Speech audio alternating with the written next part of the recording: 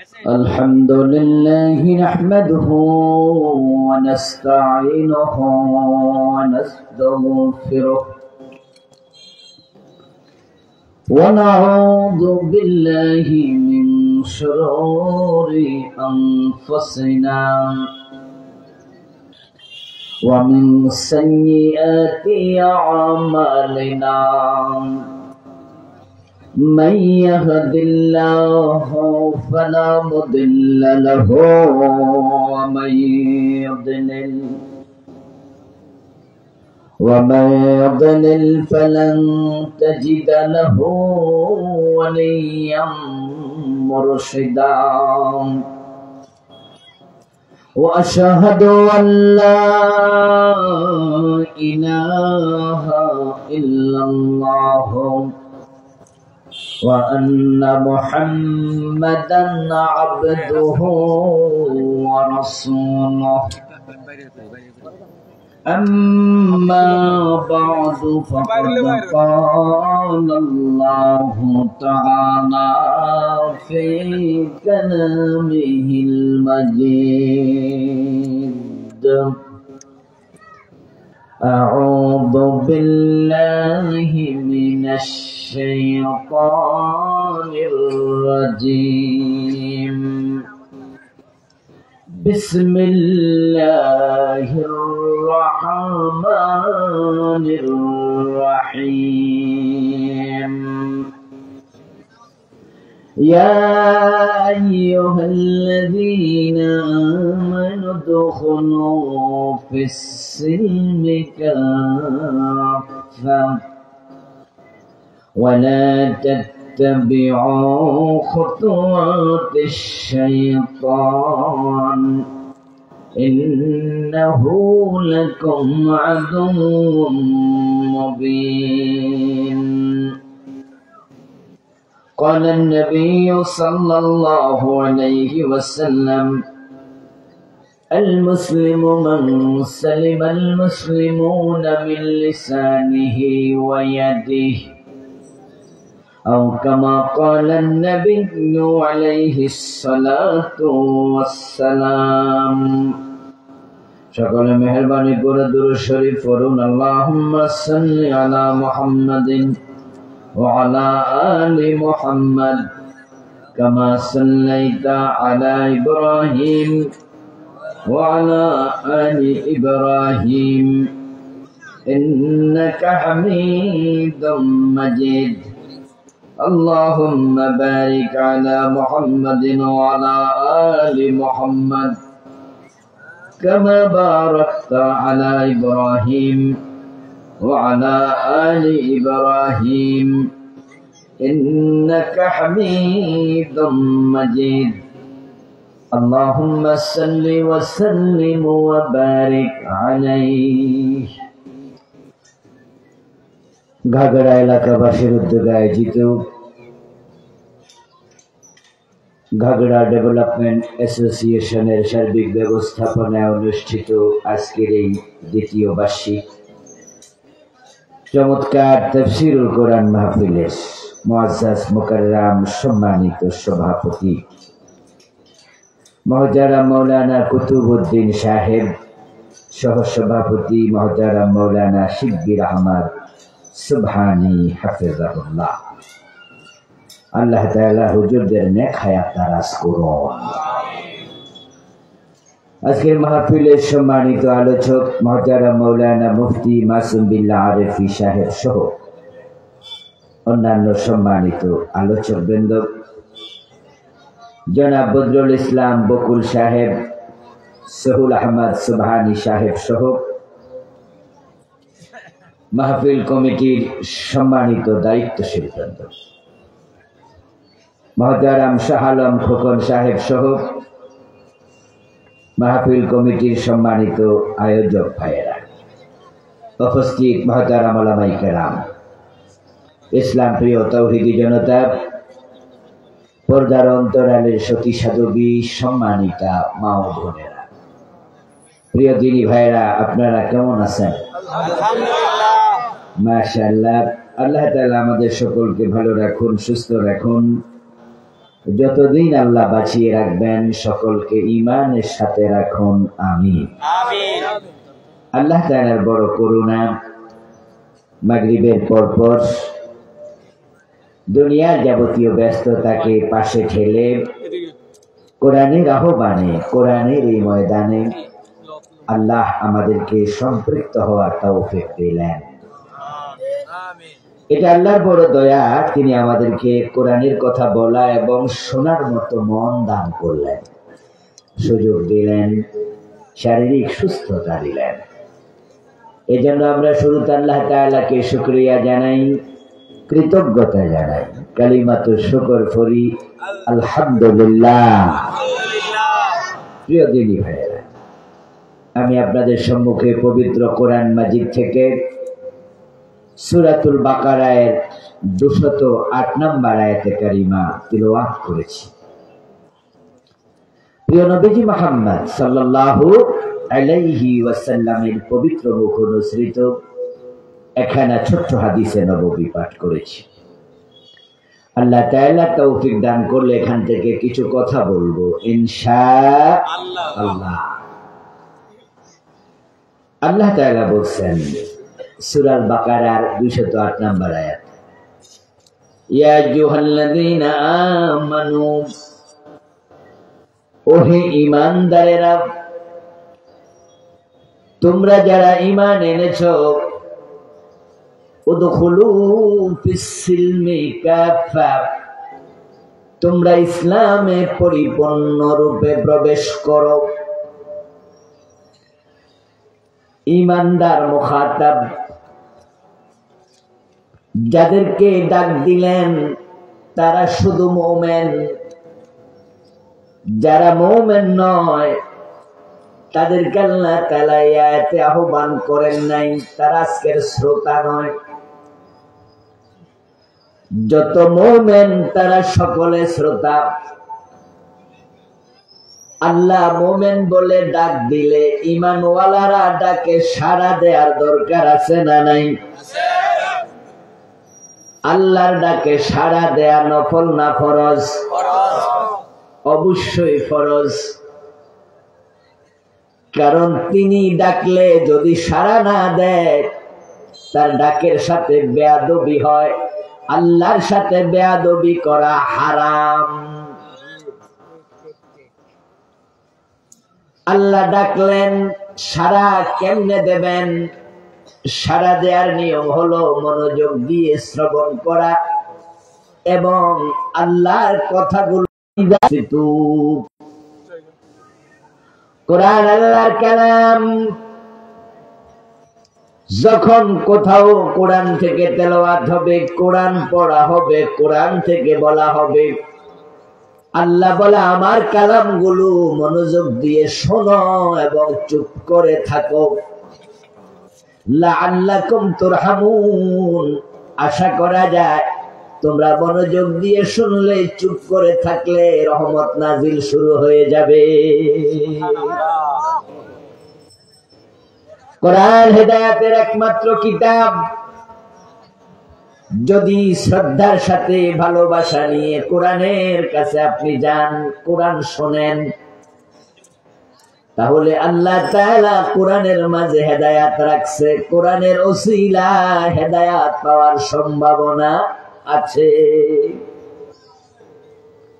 শর্ত হলো শ্রদ্ধার সাথে যেতে হবে, উন্মুক্ত মন নিয়ে। গিরিশচন্দ্র সেনও কোরআনের কাছে গেছে, অনুবাদ করছে, অনুবাদ লিখছে, কিন্তু কোরআন থেকে হেদায়েত নেয়ার শ্রদ্ধার সাথে মানসিকতা লালন করে নাই, যার কারণে গিরিশচন্দ্র সেন ঈমান লাভ করতে পারেন নাই। কোরআন পড়লেই হবে না, কোরআনের মাহফিলে আসলেই হবে না, কোরআন বললেই হবে না। কোরআন থেকে হেদায়েত পাওয়ার জন্য কোরআনের সাথে অন্তর মিলাতেই হবে। আল্লাহ বলেন, ইন্না ফি যালিকা লাযিকরা লিমান কানা লাহু কলব وألقى السمع وهو شهيد নিশ্চয় কোরআনের মাঝে আছে উপদেশ কি আছে উপদেশ স্মরণ নসিহত মাউইযা জিকির কোরআনের মাঝে আছে উপদেশ লিমান কানা লাহু কলবুন ওই ব্যক্তির জন্য যার কলব জাগ্রত যার মন খোলা ওয়াল কাসসামা এবং যে মনোযোগ দিয়ে শুনে ওয়া হুয়া শাহীদ এবং সে কোরআন শুনতেছে সে কোরআনের ব্যাপারে হবে সাক্ষী কোরআনের মাঝে তার জন্য উপদেশ নাই যার কলব কোরআন গ্রহণ করতে রাজি নাই যেমন গিরিশচন্দ্র সেনের কলব কোরআনের নসিহা মানতে রাজি ছিল না তাই কোরআনের অনুবাদক ঈমান গ্রহণের নসিব হয় নাই কোরআন হুদাল লিন্নাস এটা বিশ্ব মানবতার হেদায়েতের কিতাব শুধু মুসলমানের কিতাব কোরআন নয় এটা হুদাল লিন্নাস সব মানুষের কিতাব যেমন আল্লাহ শুধু মুসলমানের খালেক নয় রব নয় আল্লাহ সব মানুষের রব রব্বুল আলামিন তামাম জগতের রব কিন্তু কিছু মানুষ আল্লাহকে রব মানে না আল্লাহর অস্তিত্বটাই স্বীকার করে না এমন লোক আছে না নাই তিনি সবার রব কিন্তু সবাই তার রব মানে না কোরআন সবার কিতাব কিন্তু কোরআন থেকে সকলে হেদায়াত নেয় না আরে ভাই কোরআন পড়ে পড়ে তাকে রেখে দেয় কোরআনে আল্লাহ কি বলছে তা জানতেও চায় না এমন পাঠক আছে না নাই বরং বাংলাদেশে তো এমন কারি সাহেবের সংখ্যাই এমন হাফেজের সংখ্যাই তো বেশি এমন মাওলানার সংখ্যাই বেশি এমন পীরের সংখ্যাই বেশি এমন হুজুরের সংখ্যাই বেশি এমন নামাজির সংখ্যাই বেশি নামাজে কোন সূরা পড়লো সূরাতে কি কইলো নামাজিও জানে না কামাসালিল হিমার ইয়াহমিলু আসফারা আল্লাহ বলে তারা হলো গাধার মতো শুধু বোঝা বইল কিন্তু বস্তায় কি আছে চিনি টানলো লবণ মিঠা না তিতা বুঝার ক্ষমতা গাধার নাই 30 পারার হাফেজ এক পারার অর্থ জানে না এমন হাফেজ আছে না নাই এ কোরআন কান্দে বইল কিন্তু কোরআনে কি আছে তা বুঝলই বাংলাদেশে আল্লাহর যে গাদা গালিটা এটা আমরার জন্য খুব খাটে এই যে গাদার মতো শব্দটা আমি বললাম না আল্লাহ বললেন কি আমার উপর চাপাই দিবেন লক্ষ্য না কে বলেছে আল্লাহ مثل الذين حملوا التوراة ثم لم يحملوها كمثل الحمار حمار মানে কি এই যে হুজুরও কইছে আমি কিন্তু এমন কইছি না আমি কিন্তু হুজুরের দোষ হুজুর কয় গাদা হেমার মানে কি গাদা আল্লাহ কয় তাওরাত পেয়েছিল তাওরাতের বোঝা কাঁধে বইতো কিন্তু তাওরাতে কি আছে বুঝতো না মানতো না তারা হলো গাদা তো তাওরাত যদি না বোঝে তাওরাত যদি না মানে হেরা যদি গাদা হয় যারা কোরআন বোঝে না কোরআন মানে না হেরা কি আল্লাহ হেডাই বুঝাইছে বাংলা কয় জিরে মারি মারে বুঝা জির জি মানি মেয়ের থাপ্পড় দিয়া হের মারে বুঝায় মাইয়া কথা হনে না এটা মাইয়ারে থাপ্পড় দিছি মানে তুমি না শুনলে আল্লাহ কয় তাওরাত পেয়েছে হাম্মিলুত তাওরাতা তারা তাওরাত কাঁধে নিছে বোঝা বইছে কিন্তু ব্যাখ্যা বোঝে নাই অর্থ বোঝে নাই 40টা বছর 50টা বছর সূরা ফাতিহা দিয়া নামাজ পড়ছে, সূরা ফাতিহার অর্থটা বুঝে না এমন নামাজিও আছে না নাই? এগুলোর আল্লাহ কয় গাদা। কোরআন কোন মন্ত্রের কিতাব নয়। এই যে বিভিন্ন ঠাকুর মন্ত্র পড়ে, যখন তাদের বিয়ে হয় বিয়ের মাঝে ঠাকুর এই ঠাকুরও বোঝে না কি বললো, শ্রোতাও বুঝলো না। কোরআন কিরকম মন্ত্র নাকি? তো বুঝলেন না কেন? বুঝার চেষ্টা কেন করলেন না? আপনার কলাবে কে তালা লাগাইলো? কে তালা লাগাইলো? আল্লাহ বলছে ফালা ইয়াতাদাব্বারুনাল কুরআনা আম আলা কুলুবিন আকফালুহা। তারা কেন কোরআন নিয়ে গবেষণা করে না, চিন্তা ফিকির করে না, ব্যাখ্যা করে না, বুঝে না? তাদের কলবের মাঝে কেউ তালা লাগাইছে নাকি? আল্লাহ বুঝাইতে চান যারা কোরআন পড়ে না, বুঝে না, বুঝতে চায় না, নিশ্চয় কলবে কেউ তালা লাগাইছে। আর কলবে যদি তালা লাগায়, তালাটা শয়তানে লাগাইছে।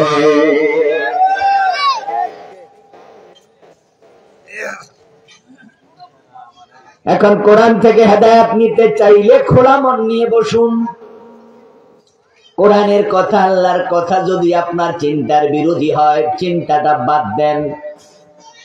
কোরআনের কথা যদি আপনার দলের বিরুদ্ধে হয়, সে দল বাদ দেন। কোরআনের কথা যদি আপনার পীরের বিরুদ্ধে হয়, সে পীর বাদ দিতে হবে, ঠিক নেই? কোরআন গ্রহণ করো, দল ছাড়ো। কোরআন গ্রহণ করো, নিজের চিন্তা ছাড়ো। কোরআন গ্রহণ করো, তোমার ভণ্ড পীর ছাড়ো। বাংলাদেশের লোকেরা না না না, আমার পীর সাহেব হুজুর সারমুনা। ও দোস্ত, তোমার পীর মহিলা মুরিদ করে, পর্দা করে না, প্রকাশ্যে মহিলা মুরিদ করে বেপর্দায়। অথচ কোরআনে পর্দার কথা আছে না নাই? তোমার পীর পর্দা করে নাই, পীর ছাড়ো। কই জিনা হুজুর, আপনার চোখ আর আমার পীর সাহেব হুজুরের চোখ এক না, হুজুর ছাড়বো না। কোরআনের সাথে না মিললো, হুজুর ছাড়বো না। ও মিয়া, তোমার পীর প্রকাশ্যে সেজদা নেই। আমি নিজে দেখছি তোমার পীর মানুষের সেজদা নিছে, তুমিও তো সেজদা মারছো। হ্যাঁ, তো সেজদার মালিক, ইবাদতের মালিক শুধু কে? ওয়াকাদা রাব্বুকা আল্লা তা'বুদু ইল্লা ইয়্যা। ইবাদত হবে শুধু কার? আল্লাহ। তো পীরের পায়ে সেজদা দিলে এসব পীর ভণ্ড ছাড়ো। কই জিনা, এটা তাজিমি সেজদা। লক্ষ্য করুন দোস্ত, পীর ছাড়তে রাজি না, প্রয়োজনে কোরআনের ভুল ব্যাখ্যা করবে, মানে কোরআন ছাড়বে। 53 বছর যে দলগুলো দেশ চালাইছে, তারা কোরআন দিয়ে চালাইছে নাকি ধর্ম নিরপেক্ষ সংবিধান দিয়ে চালাইছে? প্রশ্ন যদি আসে, তাহলে আমরা বলবো বাংলাদেশ কোরআন দিয়ে একদিনও চলে নাই। অথচ রাসূল মুহাম্মদ 10 বছর কোরআন দিয়ে মদিনা চালাইছে। চালান নাই? হযরত ওমর যখন অর্ধ দুনিয়া চালান প্রেসিডেন্ট হয়ে, তখন মন মতো চালাইছে না কোরআন মতো? এখন 53 বছর বাংলাদেশ কোরআন দিয়া কয়দিন চলছে? তো যেই দল কোরআন দিয়া দেশ চালায় না, ওই দল ছাড়ো, আল্লাহর কোরআন ধরো। কয় না না, দল ছাড়বো না, বিভিন্ন ব্যাখ্যা দিব। কোরআন ধরে না, পীর ধরে। বলছি পীর ছাড়ো, কোরআন ধরো, রাজি নয়। কোরআন ধরে না, দল ধরে। বলছে এমন দল ছাড়ো, কোরআন ধরো, রাজি নয়। ও আমার দোস্ত, কোরআন ধরতে যদি রাজি না হও, কোরআন তোমার জন্য হেদায়েতের কিতাব নয়। ইন্না ফি যালিকা লাযিকরা লিমান কানা লাহু কলব। আল্লাহ কয় কোরআনের মাঝে তার জন্য জিকির, তার জন্য হেদায়াত, যার কলবটা উন্মুক্ত, যে কোরআন গ্রহণ করতে রাজি আছে। গিরিশচন্দ্র সেন কোরআন গ্রহণ করে নাই। আল্লাহ কি জোর করে গিরিশচন্দ্রের হেদায়াত দিছে? আচ্ছা, আল্লাহ কি ঠেকা পড়ছে যে আপনি কোরআন নিবেন না, আপনি ফির ভণ্ড ধরে বসে থাকবেন? আপনি কোরআনের আইন মানবেন না, আপনি ধর্ম নিরপেক্ষ রাজনীতির নেতারে ধরে বসে থাকবেন? আর আল্লাহ এসে জোর করে আপনার কলবে হেদায়াত ঢুকাই আপনারে বেহেশতে নিবে? আল্লাহ কি ঠেকা লাগছে? আমনে কেডা যে আপনার আল্লাহ জান্নাতে নিতে হইব? নবী ইব্রাহিমের বাবা হাজরকে আল্লাহ জান্নাত দেন নাই, আল্লাহর কি হয়েছে? নূহ আলাইহিস সালামের ছেলে কেনানের জন্য আল্লাহর কাছে দোয়া করছিল, আল্লাহ ইন্নাবনি মিন আহলি। যখন কেনান পানিতে ডুবে যাচ্ছিল, নূহ আলাইহিস সালাম কেনান রে ডুবার আগে বলছে, কেনান ইয়া বুনাইয়ার কাব মা'ানা, ও কেনান দেখোস না প্লাবন শুরু হইছে, তুই নৌকায় আমাদের সাথে ওঠ বাবা, ওঠ। বুনাইয়া, আমার কলিজার টুকরা ছেলে, আমার সাথে ওঠ। কি শব্দ! ইবনি বলে নাই। ইবনুন মানি ছেলে, আর বুনাইয়া মানি হচ্ছে প্রিয় ছেলে, মহাব্বতের শব্দ বুনাইয়া। ছেলে কথা শোনে না, বেয়াদব। নূহ আলাইহিস সালামের সাথে নৌকায় ওঠে না, দাঁড়ায় আছে দূরে, হাঁটু পানি, মাজা পানি। নূহ নবী বলে, ইয়া বুনাইয়ার কাব মা'ানা, ও কলিজার টুকরা ছেলে কেনান, নৌকায় ওঠ। তোর ভাই হাম উঠছে, শাম উঠছে, ইয়াপাস উঠছে, তুইও ওঠ। 4 ছেলে, 3 ছেলে উঠছে, 1 ছেলে ওঠে না। ছেলে জবাব দেয়, তোমার নৌকা আমি যাব না। নবী নূহ বলে, ডুবে মরবি। কয় না, সাবি ইলা জাবালি ইয়াসিমুনি মিনাল মা। ওই যে পাহাড় আছে না, আমি পাহাড়ের চূড়া দিয়ে উঠব, পাহাড় আজকে আমাকে প্লাবন থেকে বাঁচাবে। নাউজুবিল্লাহ করবেন না? পাহাড় বাঁচাতে পারে? বাঁচায় কে? আল্লাহ কয়, আল্লাহর নবীর মাধ্যমে, ও নৌকায় ওঠ। কয় না, পাহাড়ে উঠবো। নূহ আলাইহিস সালাম বলে, লা আসিমাল ইয়াউম, আজকে তোকে কেউ বাঁচাতে পারবে না, পাহাড়ও পারবে না। ও কেনান ওঠো, পাহাড়ও আজকে ডুবে যাবে। কেনান বাবার কথা শুনেনি, পাহাড়ের চূড়ায় গিয়ে উঠেছে। প্লাবনের পানি হতে হতে হতে হতে পাহাড়গুলো যখন ডুবে গেল, পাহাড়ের চূড়াটাও ডুবে গেল। যখন ছেলে কেনান হাবুডুবু খায়, তখন নূহ নবী আল্লাহর কাছে আবার বলে, ইয়া রব্বি, আমার রব, ছেলেটা তো ডুবে যায়, তুমি তার একটু বাঁচাও। ইন্নাবনি মিন আহলি, আমার ছেলে তো আমার পরিবারের লোক, আমার ছেলে।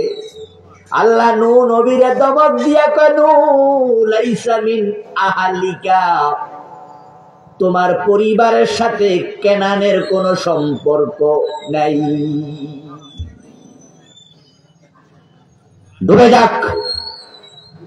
তার ব্যাপারে তুমি আমার সাথে আর একটা কথা বলবা না। আল্লাহ নূহ নবীকে ধমক দিয়া থামাইয়া দিছে। নবী নূহের ছেলে জাহান্নামে যায়, আল্লাহর কিছু আসে যায় না। ইব্রাহিম আলাইহিস সালামের বাবা জাহান্নামে যায়, আল্লাহ জোর করে জান্নাত দেয় না। তো আমনে কোন নবীর ফলা, কোন নবীর বাপ যে আপনি কোরআন থেকে হেদায়েত না নিলে আল্লাহ জোর করে দেবে? এটা আল্লাহর ধর্ম নয়, এটা আল্লাহর অভ্যাস নয়, এটা তার তাবিয়ত নয়। এজন্য যারা হেদায়েত নিতে চায় তারা স্বেচ্ছায় কোরআনের কাছে যেতেই হবে। আপনাদের এলাকায় যিনি এমপি হয়, উনি কি বাড়ি বাড়ি যাইয়া কয় কেডা কেডা রাস্তা নিবেন, কেডা কেডা ব্রিজ নিবেন, কেডা কেডা কালভার্ট নিবেন? উনি বাড়ি যাইয়া যাইয়া কয় না এলাকার নেতারা যায়? কথা কয় না কেন? কি সিস্টেম? উনি কি বাড়ি যাইয়া যায় কালভার্ট দেয়, এর দরজা বাড়ি যাইয়া যায় রাস্তাঘাট বানাই দেয়? তো দুনিয়ার একজন এমপি, যে এমপি আপনার কাছে আবার ভোটের জন্য আসতে বাধ্য, 5 বছর পর পর আইসা আপনারে তেলানি দেয়া লাগে, আপনারে কয়া লাগে জনগণ সকল ক্ষমতার উৎস, আমার একটু ভোট দিয়েন। নির্বাচনের আগে শুধু সালাম দেয়া লাগে, ঠিক নেই? সালাম এমন দেয়া দেয়, রাত্রা গড়তেন দরজা টিপা বাইর করেও সালাম দেয়। আমাদের কুমিল্লা এক এলাকা আছে দেবীদার, ওখানে আমি ছিলাম, ওখানে মাদ্রাসায় পড়ছি, চেয়ারম্যান প্রার্থী হয়েছে এক নাস্তিক। ওই নাস্তিক ঢাকা বিশ্ববিদ্যালয় থেকে পাশ করা, এলাকায় যেত না, কমই যেত, এক পর্যায়ে শখ হয়েছে চেয়ারম্যানেও। পরে মেম্বারই ভোটও পায় নাই, নাস্তিকের মানুষও ভোট দেয়নি। তো হেরে যারা ছিল হেরা কয় যে ভাই সালাম বাড়াইয়া দেন। হে মানুষের সালাম এমন দেয়া শুরু করছে, শীতকাল ছিল, এক ঘরে গেছে, দরজা দিছে ধাক্কা, ওই ঘরে মানুষ থাকে না, থাকে খড়কুটা রাখছে, এর মাঝে একটা কুত্তা শুয়ে রয়েছে। শীতকালে কুত্তা কিন্তু একটু যেখানে খেটে থাকে এখানে যায় হয়ে থাকে। তো যেন দরজা ধাক্কা মারছে, কুত্তা উঠছে, আসসালাম আলাইকুম। পরে এবার তাকে দেখে যে মানুষ না, এটা কি লগে যারা ছিল হেরা পরের দিন মানুষের করে দিচ্ছে, যে কয় যে আগে সালাম দিত না, কুত্তারেও দেয়। নির্বাচনের সময় এমপি আপনাদের আসে, সালাম দিতে আসে, ভোট চাইতে আসে, তারা তো ধরা আছে বছর একদিন। তো যারা বছর একদিন মানুষের কাছে ধরা, তারাও যদি রাস্তা নিয়ে, ব্রিজ কালভার্ট নিয়ে পাবলিকের বাড়িতে না আসে, পাবলিকে তাদের কাছে যেতে হয়। এবার বলুন তো, আমরা আল্লাহর কাছে ধরা না আল্লাহ আমাদের কাছে ধরা? তো তাহলে আল্লাহ আপনার কাছে আইসা জোর করে হেদায়েতটা দিব কেন? আল্লাহর কি ঠেকা লাগছে? আপনারা রাগ কইরা কইলেন যে ঠিক আছে আমরা হেদায়েত নিতাম না। আচ্ছা, আল্লাহর কি ক্ষতি? কোন ক্ষতি আছে? কিছু মানুষ কিন্তু এমন ভাব ধরে 2-4 রাকাত নামাজ পড়া আল্লাহরে খোঁটা দেয়, কই যে বেহেশত আমার না দিয়া কারে দিবা। ভাবসাব এমন। আমি এক দাড়ি কামাইনা মুসল্লি পাইছিলাম, যার মুখে দাড়ি ছিল। কিরে ভাই দাড়ি কামাইলি কেন? হুজুর রাখছি, কাম হয় না। পরে শুনলাম যে কি কাম হয় না, আরেকজন জিজ্ঞাসা করলাম, তার পরিচিত, কই হুজুর আপনারা যে দোয়া করছেন, নামাজ পড়লে দোয়া কবুল হয়, আল্লাহর কাছে চাইলে আল্লাহ ফিরায় না, হে ভালো হয়ে গেছিল, কিন্তু পরে হে চাকরি চায়, চাকরি অনেকদিন চাকরি হয় না। তখন হুজুর ও আস ঠিক না, অনেকদিন নামাজ পড়ছি, কাম হয় না। কই নামাজও পড়ে না, দাঁড়িয়ে কামাইলে। মানে আল্লাহরে বুঝাইছে, আল্লাহ তোমার এত দেয়া দিলাম, তুমি যখন দেও না দিতাম না। তো আল্লাহ কোরআনে বলে তাকফুরু আনতুম ওয়া মান ফিল আরদি জামিআ ফাইন্নাল্লাহা লাগানিয়ুন হামিদ। সুবহানাল্লাহ পড়ে। দুনিয়ার মানুষ, বর্তমান পৃথিবীতে মানুষ আছে প্রায় 800 কোটি, তার মাঝে কাফেরের সংখ্যা প্রায় 600 কোটি, প্রায় না 600 কোটির বেশি, 250 কোটি মুসলমান, 600 কোটির মতো কাফের। মুসলমান আছে ধরেন 200 কোটি, 600 কোটি কাফের। আল্লাহ এবার আমাদেরকে বলছেন তাকফুরু আনতুম, তোমরা যে 200 কোটি মুসলমান আছো, যদি তোমরাও কাফের হয়ে যাও, ওয়া মান ফিল আরদি জামিআ, জমিনে যত মানুষ আছে হেরাও যদি কাফের হয়ে যায়, আমি আল্লাহর কিচ্ছু আসে যায় না। আল্লাহর একটা নাম আছে আস-সামাদ, কুল হুয়াল্লাহু আহাদ আল্লাহুস সামাদ। সামাদ শব্দের অর্থ হচ্ছে বেনিয়াজ, অমুখাপেক্ষী, যিনি কারো প্রতি ধারে না, তিনি স্বয়ং সম্পূর্ণ। তুমি সেজদা দিলেও তার কিচ্ছু আসে যায় না, তুমি কাফের হলো তার কিচ্ছু আসে যায় না। লাভ তোমার, লস তোমার। তাহলে এতক্ষণ পর্যন্ত যে ওয়াজ করলাম, এই ওয়াজ দিয়ে আমি বুঝাতে চাইলাম যে কোরআন থেকে হেদায়াত নিতে চাইলে হেদায়াত নেয়ার মানসিকতা নিয়ে কোরআনের কাছে যেতে হবে। আপনারা কোরআন থেকে হেদায়াত নিতে রাজি আছেন তো? এটা থেকে সবসময় থেকে। আর আল্লাহর কাছে ইহদিনাস সিরাতাল মুস্তাকিম এর দোয়া যখন করবেন সূরা ফাতিহাতে, তখন এটা শুধু মুখের দোয়া যেন না হয়, অন্তর থেকে আসবে, আল্লাহ তুমি আমার হেদায়াত দাও, হেদায়াত দাও, হেদায়াত দাও। হেদায়াতের চেয়ে দামি কোন নেয়ামত পৃথিবীতে আর নাই, যেটা নবী মুহাম্মদ পর্যন্ত আল্লাহর কাছে প্রতিদিন চাইতেন। আমরা যে নামাজ ইহদিনা সিরাতাল মুস্তাকিম পড়ি, রাসূল পড়ে নাই? কথা কয় না কেন আমার ভাইয়েরা? এই মাইকল আওয়াজ বাড়াও। রাসূলের দোয়া পড়তেন তো? সাহাবারা পড়তেন কিনা? আবু বকর, ওমর, ওসমান এই দোয়া পড়তেন। এই জন্য এই দোয়াটা আমরাও পড়বো এবং অন্তঃকরণ থেকে পড়বো, আল্লাহ হেদায়াত দেও। কারণ যদি হেদায়াত থেকে আপনার আল্লাহ সরাইয়া দেয়, হেদায়াত দেওয়ার জন্য দ্বিতীয় কোন আল্লাহ আর নাই। জুমার দিন যে হুজুররা খুতবা পড়ে দেখেন বলে মান ইয়াহদিল্লাহু ফালা মুদিল্লা লাহু ওয়া মান ইউদলিলহু ফালা হাদিয়া লাহু। জুমাতে কিন্তু দেখবেন খুতবা এটা পড়ে। আমরাও আমাদের ভূমিকা এগুলো পড়ি। বাংলা অর্থ কি? আল্লাহ যারে হেদায়াত দেয় তাকে কেউ পথ হারা করতে পারে না, আর আল্লাহ যারে পথ হারা করে তাকে হেদায়াত দেওয়ার ক্ষমতা কোনো নবী রাসূলেরও নাই। যেমন কেনান, হযরত নূহ আলাইহিস সালাম কি ছেলেকে হেদায়াত দিতে চাইছে না? কেনান হেদায়াত নিছে? দেয় নাই, আল্লাহ দেয় নাই। আসুন সে কোরআন থেকে যে আয়াত পড়লাম এবার আয়াতে আসি। ওই ইমানদারেরা এ কথা বলে আল্লাহ তাআলা এবার বলে উদখুলু ফিস-সিলমি কাফা, তোমরা ইসলামে পরিপূর্ণ প্রবেশ করো। আমরা যারা ইমানদার আমাদেরকে আল্লাহ ডেকে বলেন ইসলামে প্রবেশ করো। আংশিক না পূর্ণ? যারা বোঝেন তারা একটু কথা বলিয়েন আমার সাথে। আংশিক না পরিপূর্ণ? অর্ডারটা কার? আল্লাহ। অর্ডার কার? আল্লাহ। মাথায় রাখেন, মাথায় রাখেন। আল্লাহ বলছেন আকিমুস সালাহ, নামাজ কায়েম করো। আল্লাহর অর্ডারের কারণে নামাজ পড়া নফল না ফরজ? আল্লাহ বলছে ফামান শাহিদা মিনকুমুশ শাহরা ফালিয়াসুমহু, রমাদান মাসে যারা উপস্থিত থাকবে তারা যেন রোজা রাখে। কুতিবা আলাইকুমুস সিয়াম, আল্লাহর আদেশের কারণে রমাদানের রোজা নফল না ফরজ? তো আল্লাহ বলে ইসলামে পরিপূর্ণ প্রবেশ করো। ইসলামে পরিপূর্ণ প্রবেশ করা নফল না ফরজ? ইসলামে পরিপূর্ণ প্রবেশের মাসালায় আত্মসমালোচনা করুন, আমাদের অবস্থান কি? এই ফরজ লঙ্ঘনের দায়ে আমরা প্রায়জন আসামি। পরিপূর্ণ ইসলাম মানে এমন লোকের সংখ্যা খুব কম, খুব কম, খুব কম। অথচ পরিপূর্ণ ইসলাম মানতে আমরা বাধ্য। আল্লাহ অর্ডার করেছেন ইসলামে আংশিক প্রবেশের কোন সিস্টেম নাই।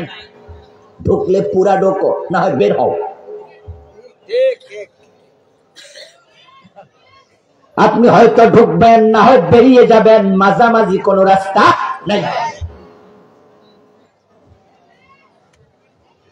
অথচ আমরা দেখি 5 ওয়াক্ত নামাজি সুদে টাকা লাগায়, লম্বা দাড়ি আছে, অফিসে ঘুষ খায়, হজ করেছে, বোনের জমি দখল করে রাখছে, মা মরছে, বাপ মরছে, বোনের জমি দেয় না, এমন জালেম ভাই আছে না নাই? অথচ ওই ভাইয়ের মাথায় টুপি আছে, মুখে দাড়িও। 5 ওয়াক্ত নামাজ পড়ে, বউ পর্দা করে না। আলহাজ আব্দুল গনি সাহেব মেয়েটা বোরকা ছাড়া কলেজে পাঠায়, আছে কিনা? রমাদানে মানুষ ইফতারি করায় এলাকার মসজিদে, তিনি 1000, 2000, 5000 টাকা প্রতি মাসে চাঁদা দেয়। মসজিদে এসি লাগবে, একাই 2টা দিয়ে দেয়। মসজিদের দোতলার ছাদে 5 টন রড লাগবে, একাই 1 টন দিয়ে দেয়। এলাকার দানবীর মানুষ, ভালো মানুষ, অথচ ব্যবসা করতে গিয়া ওজনে কম দেয়, মালে ভেজাল দেয়, মানুষ ঠকায়। 2 নাম্বার মালকে 1 নাম্বার বলে বিক্রি করে দেয়। আমরা যদি বিশ্লেষণ করি তাহলে পরিপূর্ণ ইসলাম মানে এমন লোকের সংখ্যা সমাজে বেশি না কম? তাহলে ইসলাম পরিপূর্ণ মানার প্রশ্নে অধিকাংশ মানুষ আসামি।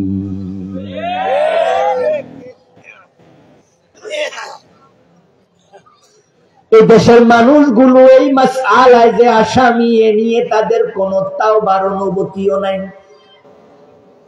ওরা মনে করে অসুবিধা নাই, কিছু তো মানি। হুজুররা ইসলাম রে শক্ত কইরা উপস্থাপন করে, সব বুঝি মানন যায়, আমরা তো পারতাম না। এই যে একটা পাতলা চিন্তা, হালকা চিন্তা, দোস্ত শোনো, তোমাদের বাবা আদম, তোমাদের মা হাওয়া জান্নাতে আল্লাহর কয়টা কথা মানে নাই? আল্লাহ ছাড় দিছে না কাপড় চোপড় খুললা নিছে? একটা কথা মানে নাই, আল্লাহ জান্নাতে রাখছে না বের করে দিছে? তো তুমি কতটা বাদ দিয়া ওই জান্নাতে ঢোকার চিন্তা করো কেমনে?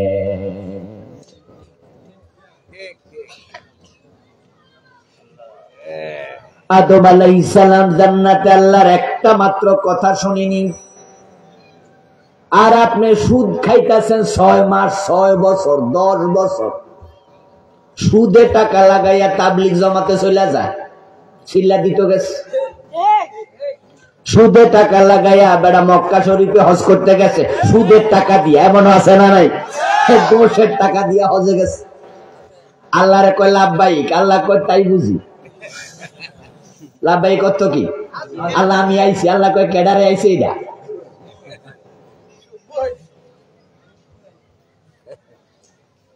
সকালবেলা অফিসে গেছে, প্রতি ফাইলে সিগনেচার করলে 1000 টাকা, 500 টাকা।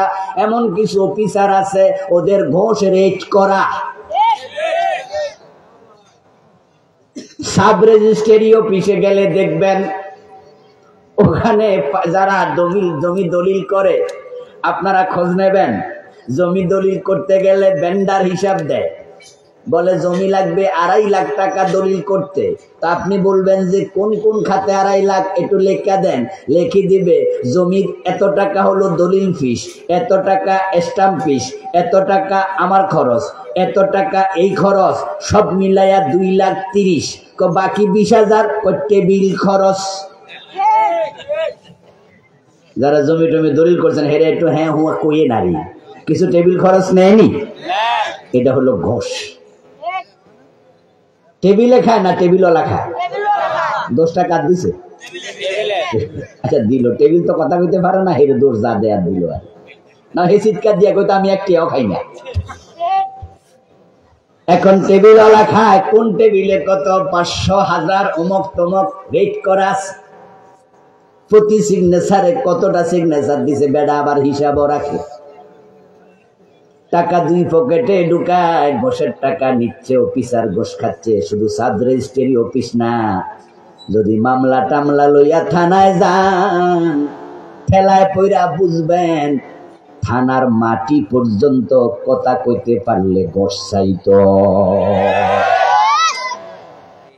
থানার যে বারান্দার মাটি আছে না, এরাও কইতো আমরাও কিছু দেয়। থানার টেবিল চেয়ার পর্যন্ত ঘোষ চাইতো।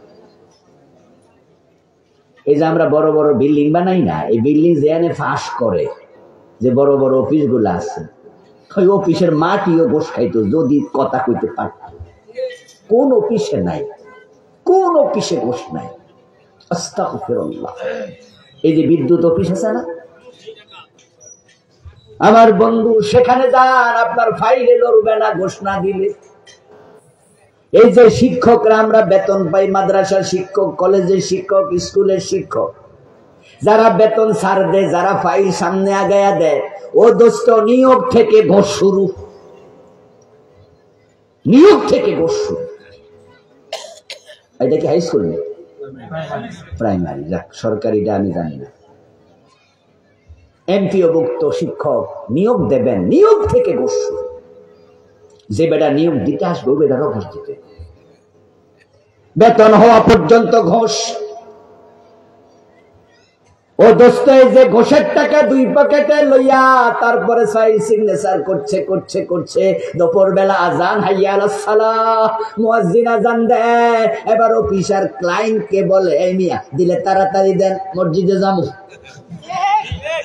আজান হইয়া গেছে তো, নামাজ না পড়লে কি জান্নাত মিলবে নাকি? হুজুর না বলছে নামাজ জান্নাতের চাবি, জান্নাত তো মিস করা যাবে না। গোশের টাকা পকেটে নিয়ে নামাজে দাঁড়ায় কয় ইয়াকা না'বুদু ওয়া ইয়াকা নাস্তাঈন, আল্লাহ আমি শুধু তোমার গোলামি করি। আল্লাহ কয় গোলাম পকেটে এগুলো কি? এটা আল্লাহকে ফাঁকি দেয়া যায়? আল্লাহকে ফাঁকি দেয়া যায়? তো পেটে হারাম টাকার খাবার কিসের গোলাম তুমি? তোমার জামায় হারাম, পেটে হারাম, রক্তে হারাম, মাংসে হারাম, তোমার জায়নামাজ কিনছো হারাম টাকা দিয়ে। না অসুবিধা নেই, হুজুররা কইছে আল্লাহ রহমান, আল্লাহ রহিম, আল্লাহ এমনি ছেড়ে দেয়। তো আদম রে যে ছাড়লো না, ঘটনা কি? কাপড় চোপড় যে খুলে লাইলো। আল্লাহ আদম রে ভালোবাসে না, আল্লাহ আদম রে ভালোবাসে না। প্রথম সৃষ্টি আদম, যাকে দিয়ে ফেরেশতাকে সেজদা দেয়াইছে। ফেরেশতাকে দিয়ে সেজদা করাইয়া আল্লাহ বুঝাইছে আদম তো বড় সম্মানী, আমি তোকে বড় ভালোবাসি। ওই আল্লাহর বানানো প্রথম মানুষ আদম, তিনি নবী। আল্লাহর একটা কথা শুনে নাই, আল্লাহ জান্নাতের পোশাক খুলে নিয়ে গেছে। এগুলো আমাদের জন্য দৃষ্টান্ত, আমাদের জন্য শিক্ষণীয়। ও দোস্ত, আদম আলাইহিস সালাম আল্লাহর কাছে তাওবা কইরা মাফ পাইছে। রব্বানা যালামনা আনফুসানা, এ তওবা করে নাই?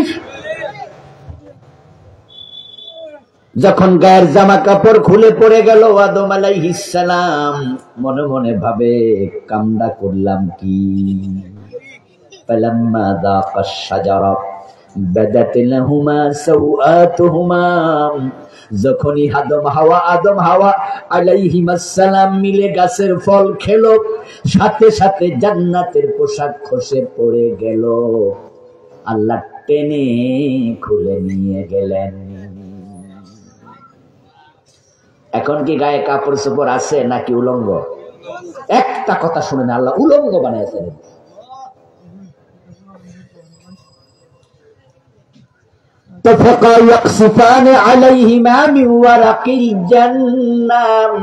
এবার জান্নাতের গাছের পাতা ছিঁড়ে নিজের লজ্জাস্থান আবরিত করছে।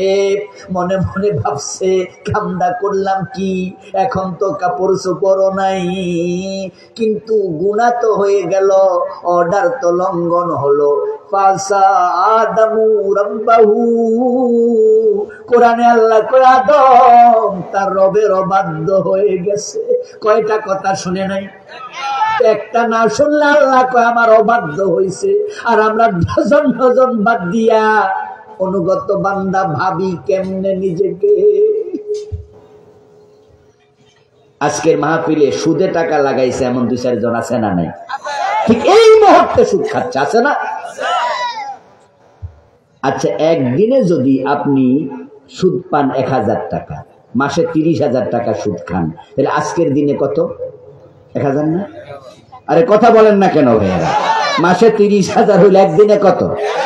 তো আজকের দিনে 1000 পান নাই, তো আজকের দিনে 24 ঘন্টার মাঝে 1000 ভাগ হইব না? তাহলে আপনি যখন জোহরের নামাজে খাড়াই রইছেন তখনও তো সুদ খাইতেছেন।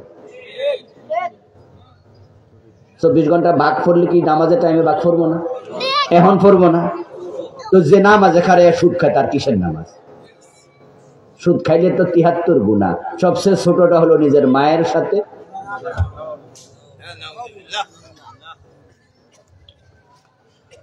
অধিকা ইসলাম লই আল্লাহর কাছে যাবেন না। উদখুলু ফিস সিলমে কাফা, ইসলামে পুরা ঢোকো, পুরা।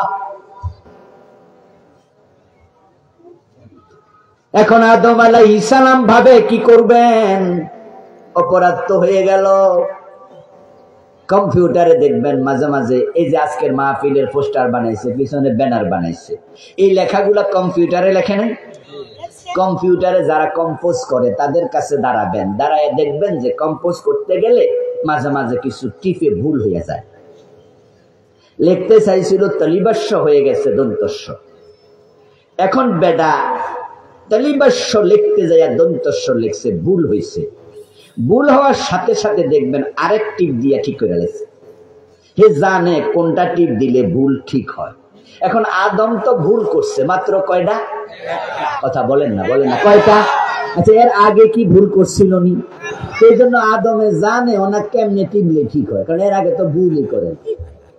এখন মনে মনে ভাবছে কাপড় চোপড় তো নাই, এখন কি করি? মনের খবর জানে কে? নিশ্চয়ই। ইন্নাল্লাহ আলিমুন বিযাতিস সুদূর। ফাতালাক্কা আদামু মির রাব্বিহি কালিমাত। কোরআনে আল্লাহ বলেন আদমের কাছে আল্লাহ সাথে সাথে কেমনে তাওবা করা লাগে কিছু কালমা নাজিল করছে। আল্লাহ আদমরে খুব ভালোবাসে, ভুল করে লাগছে, এখন ভুল থেকে কেমনে সংশোধন হওয়া লাগে আল্লাহ নিজে শিখাই দিচ্ছে। ওই কালেমাগুলো কি? অন্য আয়াতে বলেন ফাকালা রব্বানা যালামনা আনফুসানা ওয়া ইল্লাম তাগফির লানা ওয়া তারহামনা লানাকুনান্না মিনাল খাসিরিন। ও আল্লাহ, আমরা দুইজনে মিল্লা জামাই বউ তোমার কথা লঙ্ঘন করে নফসের উপর জুলুম করছি, তুমি যদি ক্ষমা না করো তাহলে আমাদের উপায় নাই। ফাতাবা আলাইহি, আল্লাহ কোরআনে ঘোষণা দেয় অতঃপর আল্লাহ আদমরে ক্ষমা করে দিয়েছে। সুবহানাল্লাহ পড়ে, আল্লাহ ক্ষমা করে দিয়েছে। এবার আপনাদের কাছে আসি, আদমের কথা কইয়া কইয়া আল্লাহ আমাদের বুঝায়, আমরা তো তখন ছিলাম না। আদম ফল খাইছে, গায়ের কাপড় পরে গেছে, তারপর তাওবা করছে, তারপর তাওবা কবুল হয়েছে, এগুলো আমরা দেখছি নাকি? সেখানে আমরা কেউ ছিলাম? আল্লাহ তাআলা যদি এগুলো কোরআনে না বলে গোপন রাখতেন আমরা জানতামও না। আল্লাহ কোরআনে এগুলো কেন বললেন? আমাদের বাবা আমাদের মায়ের গায়ে কাপড় নাই, তারা দুজন নিরাবরণ। এখন তারা জান্নাতের পাতা ছিঁড়ে ছিঁড়ে তার উপরে লজ্জাস্থান ডাকতেছে। এই কাহিনীগুলো আল্লাহ ছেলে মেয়ে আমাদের কাছে, আমরা তো আদমের ছেলে মেয়ে, আমাদের কাছে বলে মা বাবার বদনাম করে না, বরং আল্লাহ বুঝায় তোমরা বাবা ভুল কইরা কেমনে তাওবা করছে শিখো, কারণ তোমরাও তো মাঝে মাঝে কিছু ভুল করে ফেলবে। এখন আমরা যে ইসলামের বাহিরে কিছু কাম করে লাইছি, ওইগুলার জন্য আদমের মতো তাওবা করা দরকার আছে না নাই? তাওবা করছেন? আদম আলাইহিস সালাম তাওবা করলেন, কিন্তু আপনার খবর কি? এবার আরেকটা প্রশ্ন করি, যারা জানেন সবাই একটু জবাব দিয়েন। আদম আলাইহিস সালামের পরে কি আর কোনো ভুল করছে? তো আমরা তাওবা কইরা আবার ভুল কেন করি? এটা তো আদমের চরিত্র নয়। তাই আমাদের উচিত হলো যে গুনাহগুলো আমরা করতেছি সেইগুলো ছেড়ে দিয়ে ভালো করে তাওবা করা, ঠিক নয় কি? তাহলে আল্লাহ আপনাকেও মাফ করবে, আমাকেও করবে। শুধু মাফ নয়, ইল্লা মান তাবা ওয়া আমানা وعمل عملا صالحا فأولئك يبدل الله سيئاتهم حسنات। কোরআনে আল্লাহ বলেন যারা তাওবার মতো তাওবা করবে, ঈমান আনবে, সংশোধন হবে, নিজে ভালো আমল করবে, আমি শুধু গুনাহ মাফ করি না, গুনাহগুলোকে আমি সওয়াব বানায়া দেই।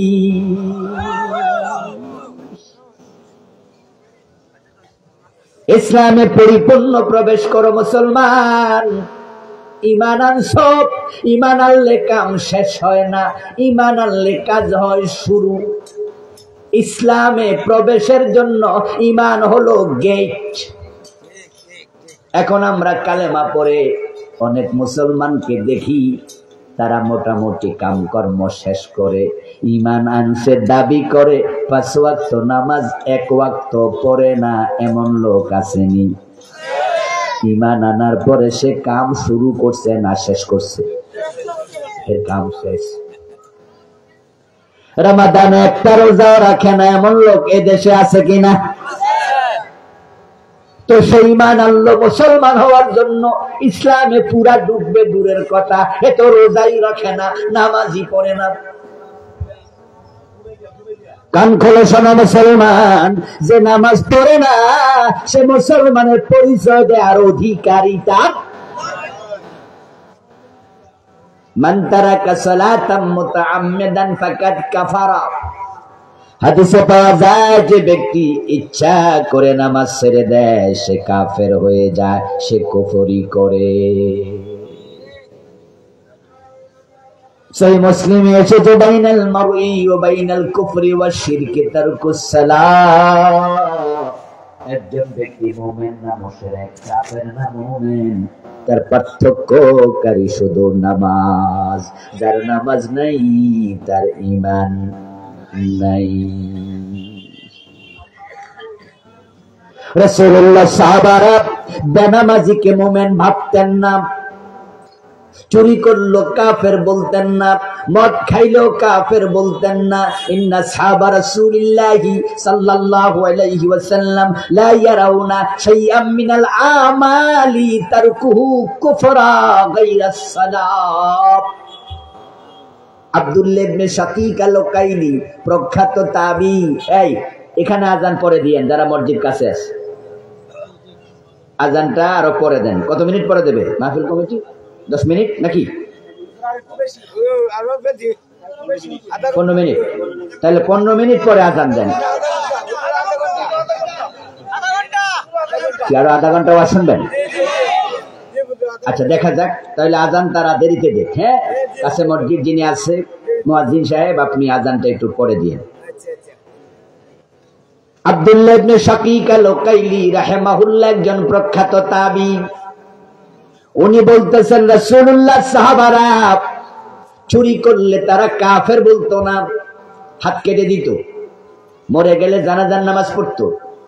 মদ খাইলে কাফের বলতো না, 80 বেত লাগাইতো, মরে গেলে জানাজার নামাজ পড়তো। গায়রাস সালাত, তবে যে নামাজ ছেড়ে দিত তাকে আর মুমিন ভাবতো না।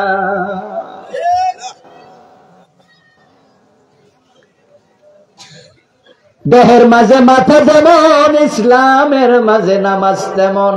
দেহের মাথা আলাদা, আজ বাজবে না। যার নামাজ থেকে দিন আলাদা তার ঈমান বাঁচবে না।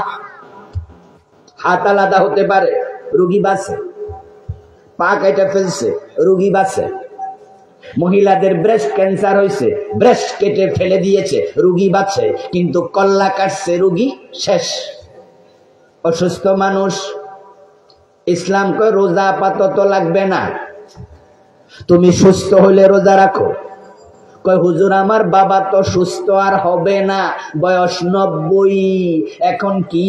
আমরা বলি ফিদিয়াতুন তাআমু মিসকিন। কোরআনে আছে যে রোজা রাখতে পারবে না, অসুস্থ, একটা মিসকিনের খাবার দেবে, রোজা মাফ। রোজা ছাড়াও ঈমান বাঁচে। গরিব যদি হও তোমার যাকাত লাগবে না, যাকাত ছাড়া ঈমান বাঁচে। গরিবের হজ ফরজ হয় না, হজ ছাড়া ঈমান বাঁচে। কিন্তু নামাজের দিকে তাকাও, গরিব হোক ধনী হোক, সুস্থ হোক অসুস্থ হোক, নামাজ মাফের কোনো সিস্টেম নাই। মাথা ছাড়া দেহ বাঁচে না, নামাজ ছাড়া ঈমান বাঁচে না।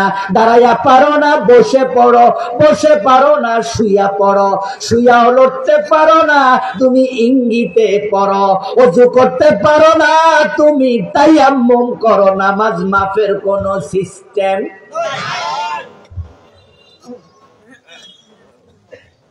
হুঁশ আছে যতক্ষণ নামাজ ফরজ। টেকনাফ থেকে রওনা দিলেন, সেন্ট মার্টিন দেখতে যাবেন। অর্ধেক পথে যাওয়ার পরে দেখবেন বঙ্গোপসাগরের পানি ছাড়া কিছু দেখা যায় না, চারিদিকে থই থই পানি। হঠাৎ করে লঞ্চ ডুবে গেল, হতে পারে না? নামাজের মাসালা কি? যদি লঞ্চ ডুবে যায় তাহলে আমরা যারা সাঁতার জানি আমরা বাঁচার জন্য সাঁতার কাটতে থাকবো। কিন্তু ডানে বামে সামনে পিছে জানি না তীর কোথায় আছে, আন্দাজে সাঁতার কাটছি। জীবন মৃত্যুর সন্ধিক্ষণ চলছে, স্ট্রাগল, জীবন যুদ্ধ। এর মাঝে হুঁশ আছে, তাকায় দেখেন সূর্য ডুবে যায়। মনে পড়ে গেছে আসরের নামাজ পড়েন নাই। মাসালা হলো হুঁশ যদি থাকে, সাঁতার কাটতে কাটতে ইশারায় তখনও আসর পড়তেই হবে। হুঁশ যদি থাকে, সাঁতার কাটো, ইশারায় নামাজ পড়ে থাকে, তখনও মাপ নাই। নামাজ মাফ তো দূরের কথা, কাজা করার অনুমতিও নেই। তখনও কাজা করবা না, চেষ্টা করো পারো কিনা। যদি না পারো তাহলে পরে পড়বা, মাফ নাই।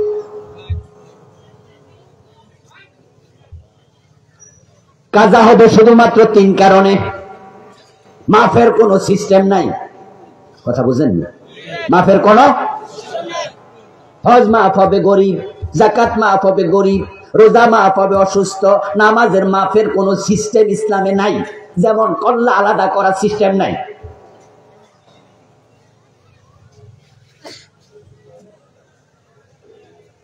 তিন কারণে নামাজ কাজা হবে। গায়ে যাচ্ছে, ঘুমিয়ে আছেন, টের পান নাই, ওঠেন, নামাজ পড়েন, সূর্য উঠে গেছে, অসুবিধা নাই। আল্লাহ বলে ছাড় দিলাম, কারণ তুই টের পাস নাই। লা ইউকাল্লিফুল্লাহু নাফসান ইল্লা মুসআহা। মানুষের সাধ্যের বাহিরে কোনো দায়িত্ব আল্লাহ মানুষকে দেয় না। রাসূলুল্লাহ সাল্লাল্লাহু আলাইহি ওয়াসাল্লাম তিনি যুদ্ধের মাঠ থেকে বাড়িতে ফিরছেন। এই মাইকওয়ালা আওয়াজ বাড়াও, বুঝলাম না, আওয়াজ বাড়া ঠাস ঠাস করে হয় না কেন? রাসূলুল্লাহ ফিরছেন, পথিমধ্যে তিনি তাবু খাটালেন। সাহাবারাও বিশ্রাম নিচ্ছে। রাত্রিবেলা, মধ্যরাত, হযরত আলীকে রাসূল দায়িত্ব দিলেন, আলী আমরা কিন্তু ঘুমাচ্ছি, ফজরের টাইমে তুমি ডাক দিও। এখন তো আমরা মোবাইলে অ্যালার্ম দিয়া ঘুমাই, ঠিক না? গড়ির মাঝে অ্যালার্ম দেই। তখন কি মোবাইল ছিল না? রাসূল বলছে, আলী এই তোমার দায়িত্ব দিলাম, তুমি ফজরের টাইমে আমাদের দায়িত্ব তুলিও। হযরত আলী রাদিয়াল্লাহু তাআলা আনহু ভাবলেন যে আমি এখন তাহলে দায়িত্ব পাইলাম, কি করি? উনি ওঁটটাকে পূর্বমুখী করে, সূর্য যেদিকে ওঠে ওই দিকে করে ওঁটটা দাঁড় করালেন। দাঁড় করাইয়া উনি ওঁটের পিঠের মাঝে বসে থাকলেন। ভাবতেছেন যদি সূর্যের আলো পূর্ব দিক থেকে আসবে, তখন কিছুটা রাত কমলে তো ওদিকটা আগে একটু হালকা ফর্সা হয়ে উঠবে, তখন আমি বুঝবো যে সবে সাদেক। আলী বসে আছে ওঁটের পিঠে, রাসূলুল্লাহ সাহাবারা ঘুমাচ্ছেন। সূর্যের কিরণ রাসূলের চোখে লাগলো। আল্লাহর হাবিবের সবার আগে ঘুম ভাঙলো। রাসূলুল্লাহ দেখে যে সূর্য মোটামুটি আরো 20-30 মিনিট, আধা ঘন্টা আগে উঠছে। তো সূর্যের কিরণে যখন উনার ঘুম ভাঙলো, উনি হযরত আলীর দিকে তাকাইলেন, দেখেন যে ওটের পিঠে বইয়া আলীও ঘুমাইতেছে। তো যারা দায়িত্ব দিছিলেন, বেড়ায় খেত খাইছে। আলী বেড়া দিছে কি লাগা? খেত বাঁচানোর লাগে, বেড়া খেত খাইলে। আলী ঘুমাই গেছে। এই আলী! হযরত আলী তো উঠছে, কি করলা?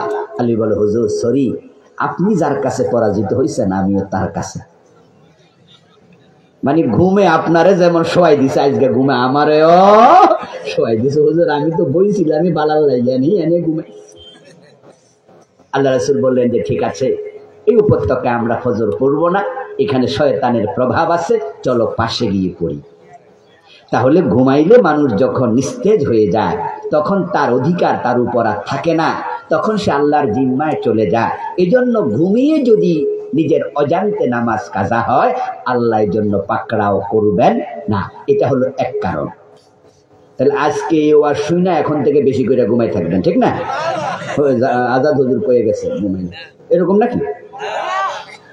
এটা হলো নিজের অজান্তে, সে সতর্ক ছিলেন, অনিচ্ছা। অনেকে এমন শুনি ফজরের নামাজ প্রতিদিন 7টা বাজে 8টা বাজে পরে, কারণ কি? হাদিসে পাইছে ঘুমাইলে অসুবিধা নেই। ইন্না লিল্লাহ, কি হাদিস বুঝছে? বরং একটা হাদিসে আছে, আমি তো নামাজ নিয়ে বই লিখছি, হ্যাঁ, হাদিসের বৈচিত্র্যে পূর্ণাঙ্গ নামাজ, নামাজের ত্রুটি বিচ্ছুতিগুলো হাদিস নিয়ে লিখছি। আলহামদুলিল্লাহ, আমার লেখা 8টা বই আছে, ড্রাইভারের কাছে আছে, দেওয়ার সময় নেবেন, খুব জরুরি বইগুলো। এর মাঝে একটা হাদিস লিখেছি। এক ব্যক্তি রাসূলকে প্রশ্ন করলো, ইয়া রাসূলুল্লাহ, আমি আজকে সকালে ফজরের নামাজ ঘুমের কারণে পড়তে পারিনি, রাসূলুল্লাহ বললেন যে তোমার কানের মাঝে শয়তান প্রস্রাব করে দিছে, এজন্য তুমি আজান শুনতে পাও না। আজান হয়েছিল, আজান শোনো নাই, শয়তানের প্রভাব। আর যে উপত্যকা রাসূল নামাজ কাজা করছেন সেখানে আজান দেয় আর কেউ নাই, যে আজান দিব হেও তো ঘুমাইতেছে, সাহাবারাই তো আজান দিব নাকি, এ তো সবাই মিললে ঘুমাইছে। এজন্য আপনি ভাববেন না ইচ্ছা করে ঘুমানো যাবে, ইচ্ছা করে ঘুমাইলে আল্লাহ শক্ত করে ধরে। 2 নাম্বার, যদি মানুষ ভুলে যায়, এমন ব্যস্ত কখন যে জোহরের টাইম চলে গেল, আসরের আজান হলো, টেরি পান নাই। এমন ব্যস্ত ছিলেন কখন যে মাগরিবের সময় চলে গেল, টের পান নাই। যদি ভুলে যান, আল্লাহ মানুষকে ভুলে যাওয়া বস্তুর জন্য পাকড়াও করে। 3 নাম্বার হলো যদি কেউ বেহুশ হয়ে যায়, কিছুক্ষণের জন্য বেহুশ ছিলেন, এমন যদি হয় যে 4-5 ওয়াক্ত 2 দিন 3 দিন বেহুশ, ওই কয় ওয়াক্ত আলেমরা বলেন যে কাজা করা লাগবে না। কিন্তু নামাজের ওয়াক্ত পেয়েছিলেন, জোহরের নামাজের ওয়াক্ত এখন হয়ে যায় 12টার দিকে, 12টা বাজার 5-10 মিনিট আগে হয়ে যায়। কিন্তু বাংলাদেশে নরমালি আমরা জোহরের নামাজ জামাত কয়টায় পড়ি? 1:15 বা 1:30টায় পড়ি। ওয়াক্ত হয়েছিল কি 1:15 আরো আগে, 12টা। যদি কোনো ব্যক্তি 12:30 বাজে বেহুশ হয়, তাহলে সে কিন্তু জোহরের ওয়াক্ত পাইছিল। সে এখন বেহুশ ছিল লাগাতার ধরেন 2 দিন 3 দিন, এই 3 দিনের নামাজ কাজা করা লাগবে কিনা? একদল আলেম বলেন লাগবে না, কারণ যেহেতু এই টাইমে তার উপর নামাজ ফরজি ছিল না। আরেক দল আলেম বলেন যে না, যদি হিসাব রাখতে পারে আদায় করে নে। কিন্তু ওই জোহরটা যেটা সে আধা ঘন্টা 1 ঘন্টা সুযোগ ছিল পড়ার, পরে নাই, এটা কাজা করতেই হবে। এটা কাজার অধীনে 3 কারণের এক কারণ, সেটা হলো বেহুশ হওয়া। এই 3 কারণ ছাড়া নামাজ কাজাই করা যায় না, আর বাদ দূরের কথা। নামাজ বাদ দিলে ঈমান চলে যাবে। আমার প্রিয় ভাইয়েরা, ইসলামে পরিপূর্ণ প্রবেশ করো, অর্ধেককে ইসলাম নিয়ে আল্লাহর কাছে যেও না।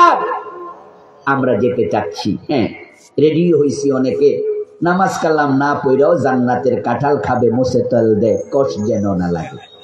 দোতরা কাঁধে নিয়ে দোতরা বাজায়া গান করে, নামাজ না পড়লে কি হয়েছে, অসুবিধা নাই, কারণ আছেন আমার মুখতার, আছেন আমার ব্যারিস্টার, শের বিচারের হাইকোর্টেতে তিনি আমায় করবেন পাঠ। হুজুর কইছে, হুজুর আমারে সারা বেহেশতে যাবে না। হাফেজ সাহেবের বাপ দোকানে বইয়া বিড়ি টানে, ঘটনা কি? হুজুর কইছে হাফেজ ছেলে 10 জন সুপারিশ কইরা কি ভাই, হুজুর আওয়াজ করছে না যে হাফেজ সাহেব কয়জন সুপারিশ করবো? তাহলে আমি বাপ, আমার সিরিয়াল নাম্বার কত? তো বিড়ি কিছু খাইলে অসুবিধা আছে? হাফেজ সাহেবের বাপ দাড়ি কামায়, হাফেজ সাহেবের বাপ নামাজ কাজা করে, আলম ছেলের বাবা তুমি কেমনে বিড়ি টানো, তুমি কেমনে নামাজ কাজা করো? না, ফুতুর উপর ভরসা কইরা বসে আছে, উনি ফিরের উপর ভরসা করছে, ও ফুতুর উপর ভরসা করছে। ভালো করে শোনো মুসলমান, হাঁটুতে যদি বল থাকে আরেকজন টাইনা নিতে পারবে, হাঁটুই যদি অচল হয় টান মারলে হোঁচট খাইয়া পড়বা। তোমার ফরজ যদি ঠিক না থাকে, কিসের সুপারিশ? কিসের সুপারিশ? কিসের সুপারিশ? ও দোস্ত, আল্লাহর সুপারিশ, আল্লাহর পক্ষ থেকে যদি অনুমোদন না হয়, সুপারিশ করার অধিকার আল্লাহর নবীদেরও থাকবে, আর হাফেজ আর পীরের তো দূরের কথা। সুপারিশ কার হাতে থাকবে? এই কথা বলেন না, কার হাতে? হ্যাঁ, কোরআনের আয়াত, কুল্লিল্লাহি শাফাআতু জামিআ। ও নবী, আপনি উম্মতরে জানায়া দেন, টোটাল সুপারিশ আল্লাহর নিয়ন্ত্রণে থাকবে। প্রতিদিন আয়াতুল কুরসি পড়েন, ফরজ নামাজের পরে পড়েন তো নাকি? মান যাল্লাযী ইয়াশফাউ ইনদাহু ইল্লা বিইজনিহি। আয়াতুল কুরসি পড়বেন, পড়বেন, খুব ভালো আমল এটা। প্রিয় নবী বলেছেন, যে ব্যক্তি ফরজ নামাজের পরে নিয়মিত আয়াতুল কুরসি পড়বে, তার জান্নাত এবং তার মাঝে ব্যবধান শুধু তার মৃত্যু। এটা পড়বেন, নিয়মিত পড়বেন। বাংলাদেশে তো এগুলোর প্র্যাকটিস নাই। সালাম ফিরে আল্লাহুম্মা আমিন, হুজুররাই শেষ করে দিয়েছে ইসলামের অর্ধেক। তবে যতটুকু বেঁচে আছে হুজুরদের কারণে বেঁচে আছে। আবার যতটুকু মারছে হুজুরাই মারছে। এই যে কোরআন শরীফ, আজকে তো কোরআন শরীফ দিছে না, এখানে কোরআন শরীফের উপরে তাবিজ লেখা আছে, এমন কিছু কোরআন আছে না? এই তাবিজ গুলো কি পুরো লোকেরা লিখছে? ওটাও কোনো না কোনো হুজুরে লিখছে। দেখবেন যে এরকম করে ঘর আছে 12, 13, 15, যে সূরা বাকারার নকশা, এটা সূরা ইয়াসিনের নকশা, এটা লেখা গলা ঝুলাইলে স্বপ্নদোষ হয় না, এটা ঝুলাইলে প্রেম ভালো হইয়া যায়, বউ নাকি আর ফলায় না। কোরআন শরীফে বউ ফলাবে না কেমনে, জিনে ভূত তারাবে কেমনে, এগুলার যন্ত্র বানাইছে কিছু হুজুর, এটা করেছে কিছু আলেম ওলামা, এই আল্লাহুম্মা আমিন আবিষ্কার করেছে। রাসূলুল্লাহর সুন্নাহ এটা ছিল না। রাসূলের সুন্নাহ তো বড় চমৎকার, বড় চমৎকার। তিনি সালাম ফিরায়া 3 বার বলতেন আস্তাগফিরুল্লাহ। কয়বার? 3 বার। একবার বলতেন আল্লাহু আকবার, একবার বলতেন আল্লাহুম্মা আনতাস সালাম ওয়া মিনকাস সালাম, একবার পড়তেন আয়াতুল কুরসি, 33 বার পড়তেন সুবহানাল্লাহ, 33 বার আলহামদুলিল্লাহ, 34 বার আল্লাহু আকবার, একবার পড়তেন আল্লাহুম্মা আইন্নি আলা যিকরিকা ওয়া শুকরিকা ওয়া হুসনি ইবাদাতিকা, একবার পড়তেন সাইয়্যিদুল ইস্তিগফার আল্লাহুম্মা আনতা রাব্বি লা ইলাহা ইল্লা আনতা খালাকতানি, এই লম্বা দোয়াটা, একবার পড়তেন শাহাদাত আশহাদু আল্লা ইলাহা ইল্লাল্লাহু ওয়াহদাহু লা শারীকা লাহু। আমার রাসূল কত আদিয়াল মাসুরা পড়তেন। এখন বাংলাদেশে রাসূলুল্লাহর সুন্নাহ গুলো মরে গেছে, এগুলো দাফন কাফনের ব্যবস্থা করছে কিছু ইমাম সাহেব হুজুর, সালাম ফিরে আল্লাহুম্মা আমিন কইছে, এরপর মুখ মুছে দিছে। রাসূলের শিখানো এই দোয়াগুলো হুজুরও পড়ে না, মুসল্লিও পড়ে না। হুজুররা যদি সিদ্ধান্ত নেয় যে আমরা আজ থেকে সালাম ফিরাইয়া 5 মিনিট লাগাইয়া, 3 মিনিট লাগাইয়া, 4 মিনিট 5 মিনিট লাগাইয়া আমরা এই দোয়াগুলো পড়বো, তাহলে কি জোর করে মুনাজাত করাইতে পারবো? আপনাদের মসজিদে বলবে যে হুজুর মুনাজাত করেন না, আপনি কইবেন যে করবো না, কইছি নাকি তুমি বইও 5 মিনিট পরে করবে, আগে এগুলা ফেরালো, ঠিক কি না?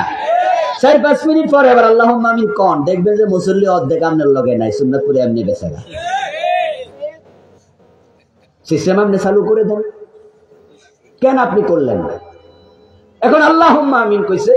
এমনও হয়েছে, আমি কয়দিন আগে এক জায়গায় নামাজ পড়ছি, নামাজে এই 2-3 দিন আগে মাগরিবের নামাজে গিয়ে দেখি জামাত শেষ, আমি আমার গাড়ির ড্রাইভার আর সফর সঙ্গী নামাজে খাড়াইলাম, আর হুজুর মাগরিবের পরে কোরআনের তালিম দিতেছে, এমন জোরে জোরে চালাইছে আমার সূরা ধাক্কার লগে ছুটে যায়। আচ্ছা যা কোরআন শিখাচ্ছে শিখাক, কিন্তু আল্লাহুম্মা আমিনের ধাক্কা তো মাঝে মাঝে সূরা ছুটে যায়, যায় না? যে হুজুর তো আল্লাহুম্মা আমিন মাইকে চালাইছে, আর পিছনে যাদের 1-2 রাকাত ছুটে গেছে তাদের উপায়টা কি হইতাছে? আচ্ছা এই যে হুজুর আল্লাহুম্মা আমিন কইলো, এটা কি ফরজ ওয়াজিব? হুজুরও কয় যে না, এটা এমনি, এটা সুন্নত বা মুস্তাহাব। তো যে বেটা কেরাত পড়ে, এটা কি সুন্নত না ফরজ? সামনের মুস্তাহাবের ধাক্কা যে বেটার ফরজ ছুটে যায়। ওরে বাবা রে বাবা, আবার তো মসজিদের সভাপতির মার এসো জান্নাতুল ফেরদাউসে দিয়ে, এতে করে বেতন বাড়বো। হুজুরের দোয়া লম্বা করে দিলে সেক্রেটারিও করবো যে হুজুরটা খুব ভালো হুজুর, যে আমার মা বাবারে বেহেশতে না ফাটাইয়া একদিনও দোয়া শেষ করে না।